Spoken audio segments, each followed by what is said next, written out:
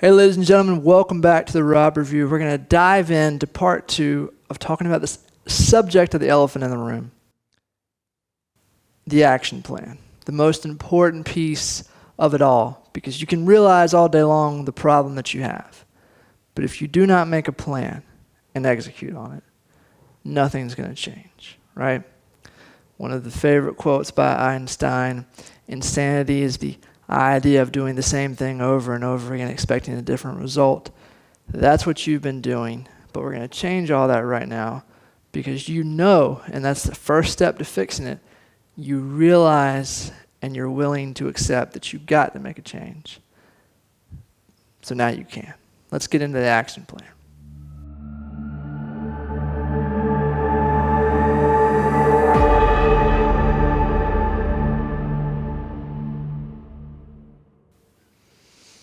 All right, welcome back. Action plan. Action plan, action plan. A lot of people talk about action plans, but what is the importance of really having one? Can't you just handle the elephant? Can't you just kind of make the elephant a part of your daily life and figure out how to work it in?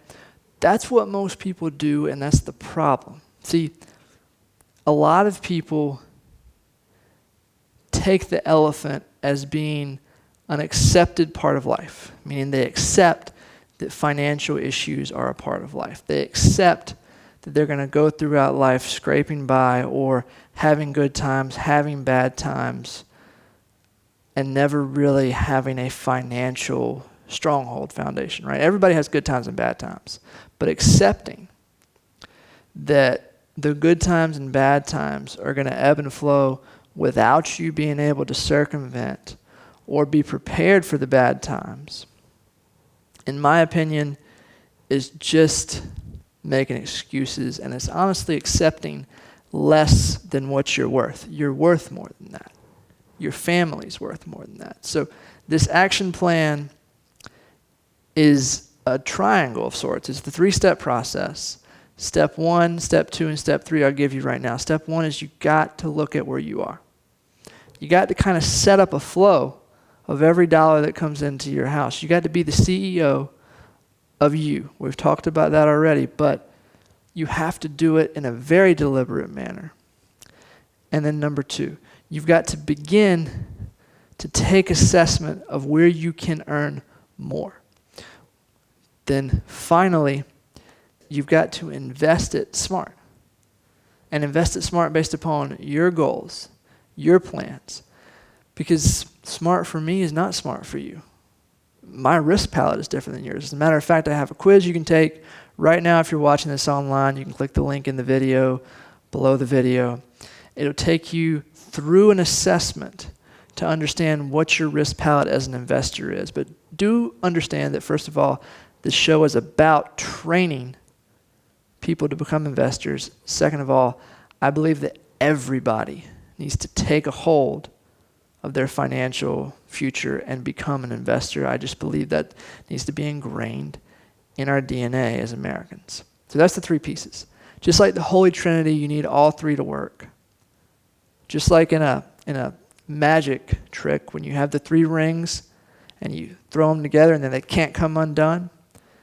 Well, these rings, once put together, will form a solid foundation that will not come undone. So let's get into step 1. Right? Step 1 is very simple, but it's very difficult at the same time because a lot of people do not want to take the time to do more than just a budget. And this is more than just a budget. This is looking at every dollar upon the idea of, is it getting me to where I want to go? Am I really spending smart? I want to get you to a place down the road after you and I have really worked together and you've come into the fold and I've taught you what I can and I've thrown you into the waters of finding more and more ways to make money. I want to get you to a place. I want to see you succeed having more money at the end of your month than you need.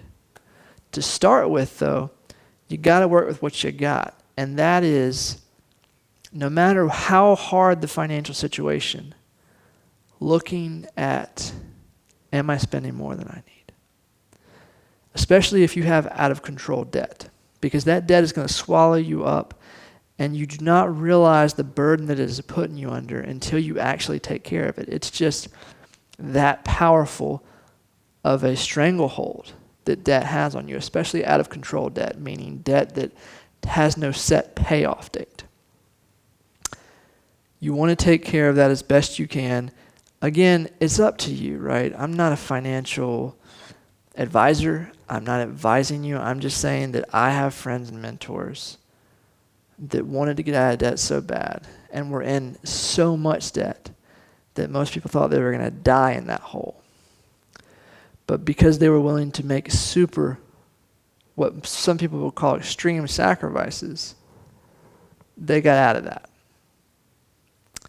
So it's just a matter of, one, how much you're willing to sacrifice, what kind of lifestyle you have, meaning do you have kids, do you eat regularly, so what you can cut out, and how long you want to stay in debt, right? So the debt is the important piece here. And then if you don't have any out of control debt, then it still needs to be looked at as far as, are you spending money on unnecessary subscriptions? Are you spending money that you really shouldn't be spending because you could be using it to save up and then invest, right?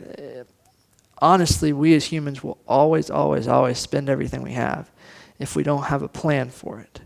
And so you got to put together that plan, whether it's using the 70-30 principle I've talked about before, whether it's finding a way to take all your money, put it into cash, put it into envelopes, and those envelopes designate this is for groceries, this is for bills, whatever.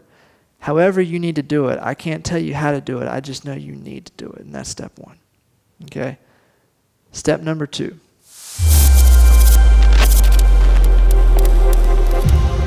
Using something that you already are an expert at to begin to build a very flexible asset that you can use to grow your money.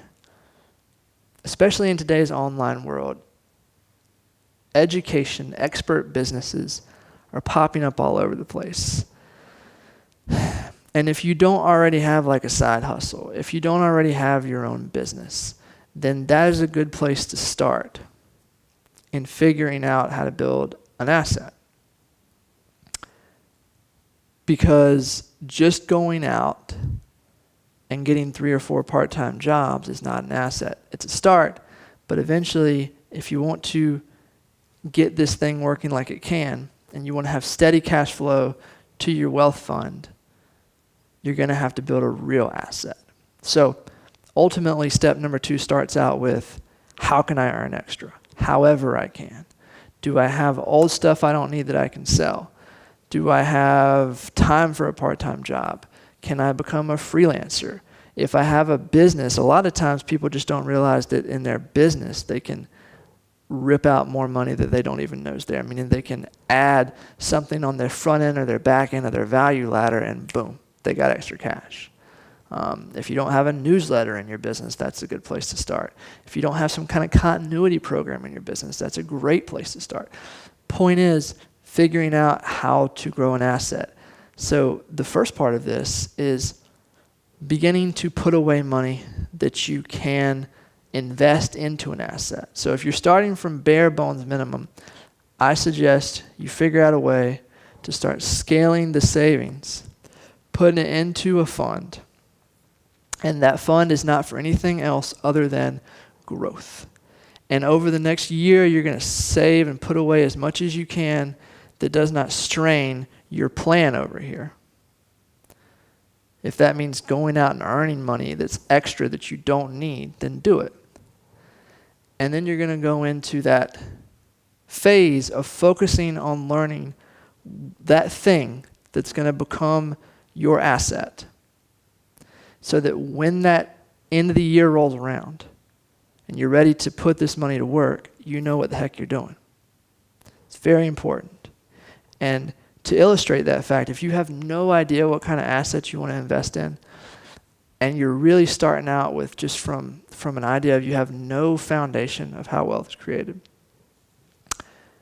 I would love to help you with that. And so if there's enough people out there that want to, go to therobreview.com, join my letter, and I will, if enough people let me know, I'll do a webinar on that kind of subject matter.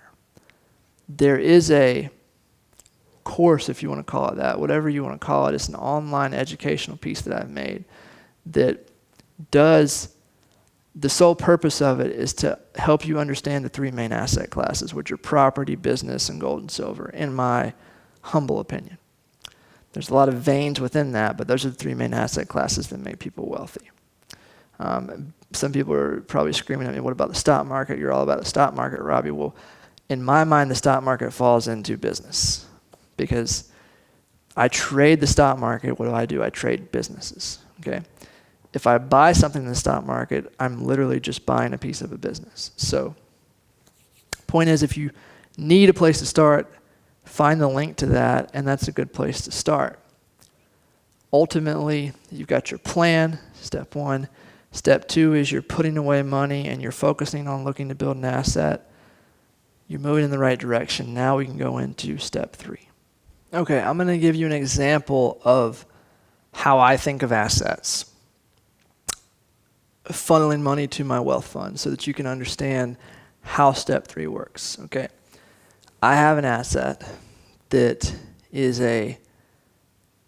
what I would call a desperate niche in the online space, meaning it helps people that are in desperate debt situations figure out how to dig themselves out of it. It's the sole purpose is to help people do that. And it sells a product that then helps people educate themselves on how to do that. And then the business goes on from there. But that business makes me enough money that I break it down every month, a third, a third, and a third.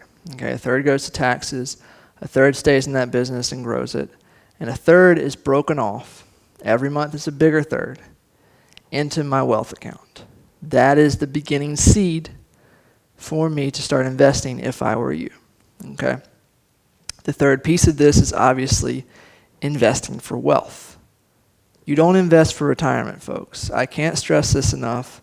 I don't know a wealthy person that's actually retired. See, retired, my opinion, don't get angry with me if you're retired. I'm not dogging on your golden years. This is just what I have learned and what I see throughout reading history. Retirement is kind of an idea that was meant for people that were doing something that they couldn't do forever or that they didn't want to do forever. Meaning, like when I used to work at Firestone, right? If I had to do that for the rest of my life, my body would wear out and I would not be able to physically do it forever, and so therefore retirement would have been an option one day. Usually, people that retire, they begin to deteriorate faster after their retirement, just statistically. So if I were you, I would not invest for retirement. Rather, I would invest for eventual passive or residual income through dividends, i.e. assets that pay you regular ownership.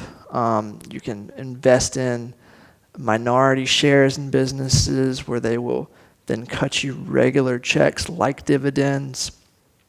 Regardless of what it is, it's more about paying for your lifestyle than retirement. So what I would do if I had nowhere to start if I were you is play that game with myself. Sit down and really take it seriously. What's my dream lifestyle? Figure out what that figure is and then work backwards from there. And then you can begin to reverse engineer your life and not just dream of it, but really make it happen. With that, I'll see you on the next Rob Review. Stay tuned. We're working on some great stuff. I've had such great response from y'all guys. I got a newsletter that's coming out soon. I'm really going to turn this thing into more of a long-term, tangible business that I can really serve people with, as opposed to originally Before I knew that it was going to be like something that people really liked, I was just doing it for fun. Now I really want to figure out how to serve the needs of the people that enjoy the show, and so we're going to do that. I'll see y'all on the next Rob Review. Stay hungry, guys.